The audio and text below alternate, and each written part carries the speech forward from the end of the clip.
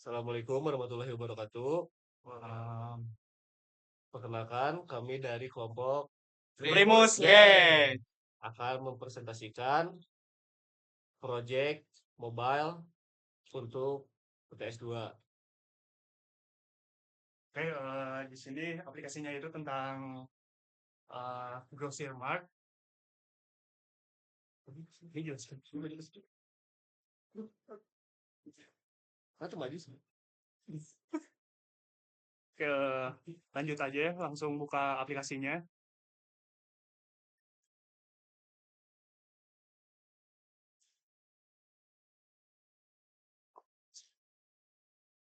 Oke, yang pertama kita buat akunnya dulu.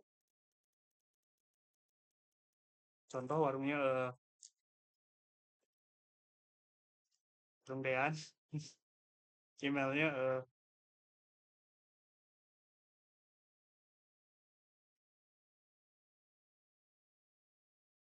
passwordnya Sudah saya gambar.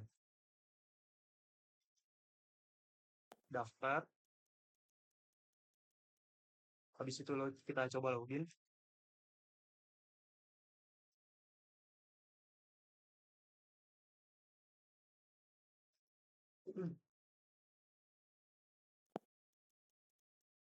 Nah, di sini kita bisa lihat bahwa klien itu perlu menunggu persetujuan dari admin itu sendiri.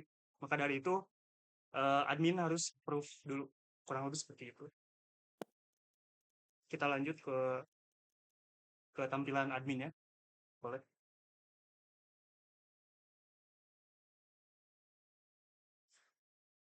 Baik, di sini untuk tampilan admin sendiri kita harus login dulu menggunakan akun admin tentunya. Baik.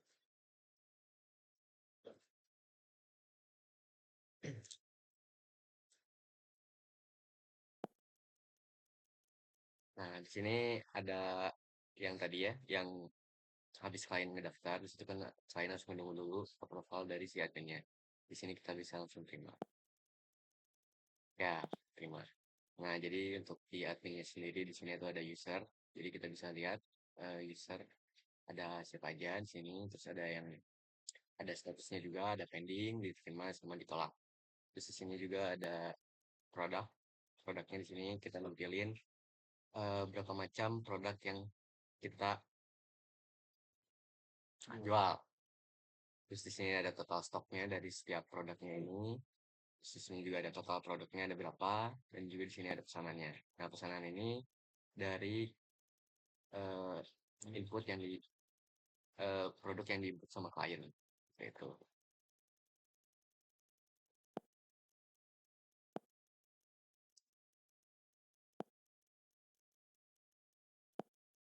Di sini misalkan pending, merah di sini.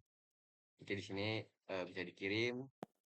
Terus kalau misalkan udah beres, nah, tinggal selesai gitu. Terus misalkan di sini produknya kita bisa tambahin produknya di sini. Jadi ada nama produk, misalkan es krim, es krim, justru 3.000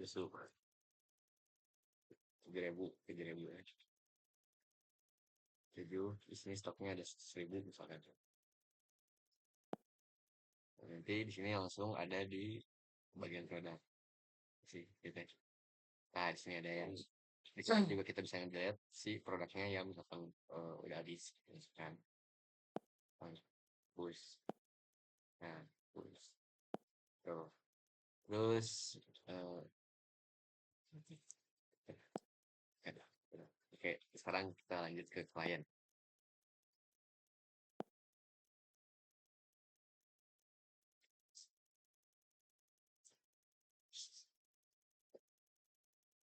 Tahu sih itu si emailnya apa sih?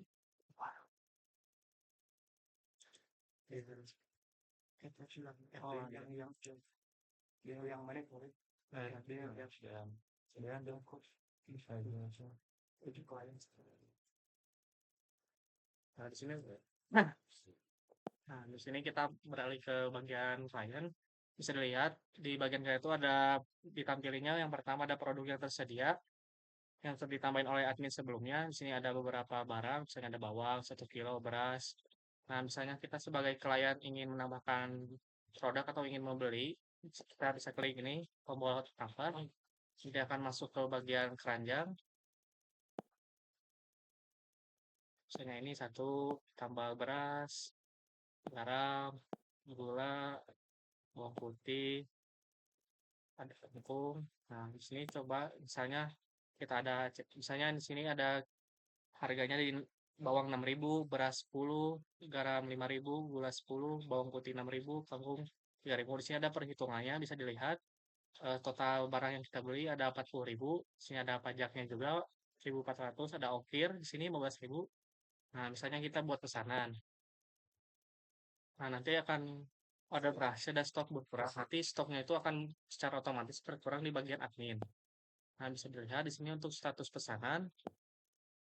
Nah, di sini barang yang kita beli akan dikirim oleh si ininya, pengirimnya, dan juga sedang berada di proses dikemas. Nanti menuju persetujuan dari bagian adminnya. Misalnya bisa dilihat jika pesanan selesai akan seperti ini tampilannya. Untuk selanjutnya itu ada di bagian cek cuaca pengiriman di sini menggunakan API.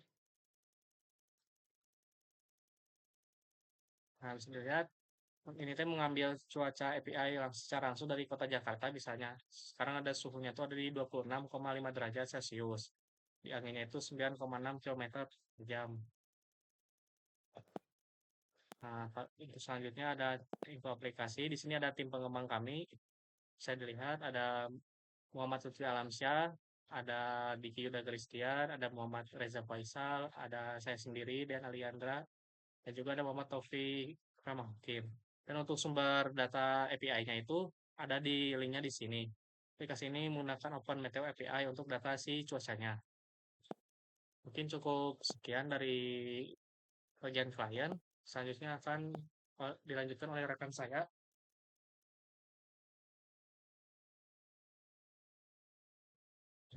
Selanjutnya, saya akan menjelaskan bagian API.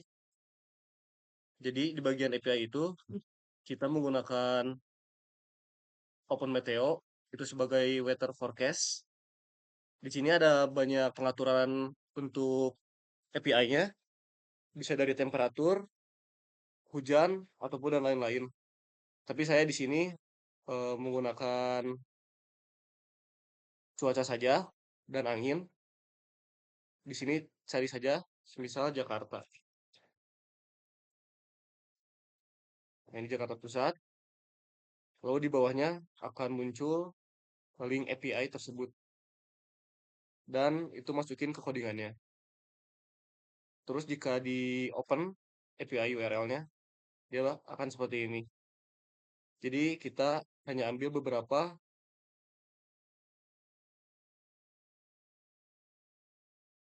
seperti weather, lalu ada wind speed juga tadi, dan temperatur. Seperti itu.